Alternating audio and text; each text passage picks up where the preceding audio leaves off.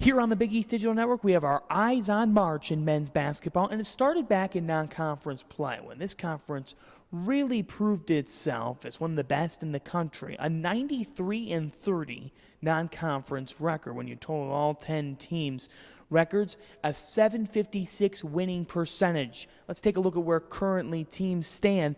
We start with the Villanova Wildcats, who come off of a 74-68 win at Providence, a tough road test for a sellout crowd at the Dunkin' Donuts Center, where the Wildcats found a way. And Ryan Arcidiacono has really solidified himself recently as a scoring force. He had 20 points in the game, and at the point when he's playing well, he makes all the difference for this Villanova team, which has so many scoring options, but it starts with the point guard in Arcidiacono. The Wildcats now set themselves up for a huge Saturday road showdown at Butler, a 6 p.m. Eastern start time with the Bulldogs. The Bulldogs just a game behind Villanova in the standings. We look at the story that Chris Holtmann has put together. It's one of the best not only in the Big East, but it's one of the best in the country. What he's done with Kellen Dunham, what he has been able to do with Roosevelt Jones, this Butler Bulldogs team now welcoming Villanova with a huge opportunity to put their resume to the next level. So we have our eyes on March. How about the Georgetown Hoyas? Let's take a look at them. Seton Hall came back from 20 down to tie up the Hoyas earlier this week at the Prudential Center back on Tuesday night at 44. Well, then the Hoyas followed up with a big-time run. Devonta Smith, Rivera and company leading the way as the Hoyas were able to get the road dub. And this Hoyas team, not only Smith Rivera, but how about the play of Isaac Copeland? He got the start, and he had 20 points and 8 rebounds. When Georgetown gets the play and gets quality play out of their freshmen surrounding Smith Rivera, they become a different type of team. And that's what Copeland gave them earlier this week. The Hoyas, this is a team to continually watch as conference play rolls on under John Thompson III.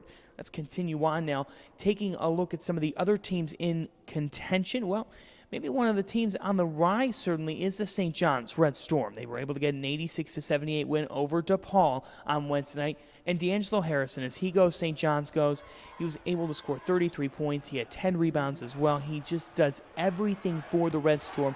Player to watch as well as we continue on in league play. The other team in the metro area is Seton Hall. The Pirates are 15-9. They are 5-7 in league play. And Sterling Gibbs, still the only Big East player to be in the top 5 in scoring and assists in the conference.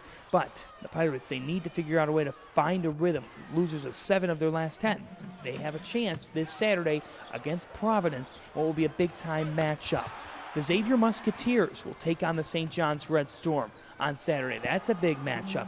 When you look at the Musketeers, what they do well, Matt Stainbrook's down low, but the play of Miles Davis has put this program to the next level.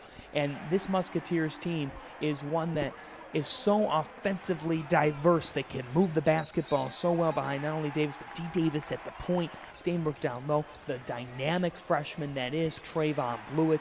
He's one to watch as well. So many teams in contention. That Xavier St. John's matchup is really crucial because the Red Storm are looking to get that big win, one of those big conference wins.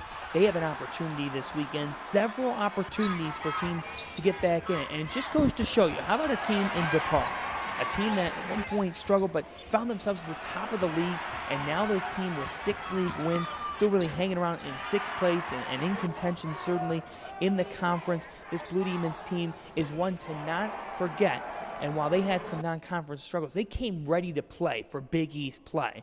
And this conference as a whole has really been able to make some major national headlines, and it is quite a sight to see. We have our eyes on March on the BEDN, and reporting on Big East men's basketball, I'm John Fanta.